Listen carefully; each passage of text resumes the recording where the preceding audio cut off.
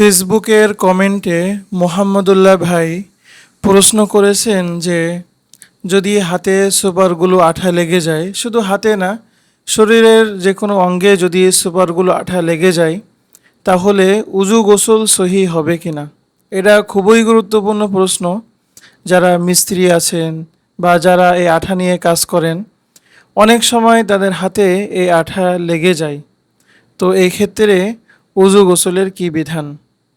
তো এক্ষেত্রে সুপারগুলো আঠা যদি কোনো ব্যক্তির শরীরে লাগে, যদি অজুর অঙ্গ প্রত্যঙ্গের মধ্যে লাগে, তাহলে ওই আঠা সরানোর আগে, ওই আঠা শরীর থেকে দূর করার আগে উজু গোসল সহি হবে না।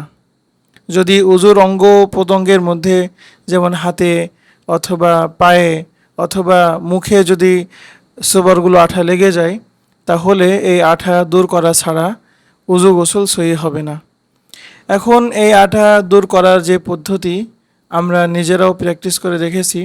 যদি হাতে তালুতে বা আঙ্গুলের মাথায় লাগে, তাহলে এটা যদি কোনো ধারালো বলতে দেখা যাচ্ছে সিমেন্টের যে প্লাস্টার আছে, যেখানে কিছুটা ধার ধার আছে, তো ওখানে আমরা যদি হাত ঘষাঘষি করি, একটু হাত ভিজিয়ে যদি আমরা ঘষাঘষি করি, বা এগুলো ওঠানোর জন্য বিভিন্ন লিকুইড পাওয়া যায়, সেগুলো ব্যবহার করে, অর্থাৎ যে কোনো উপায়ে সুপারগুলো আঠা শরীর থেকে দূর করে তারপরে উজু বা গোসল করতে হবে। এর আগে কিন্তু আমাদের উজু গোসল সহি হবে না, এবং উজু গোসল যদি সহি না হয় তাহলে আমাদের নামাজ কালামও সহি হবে না।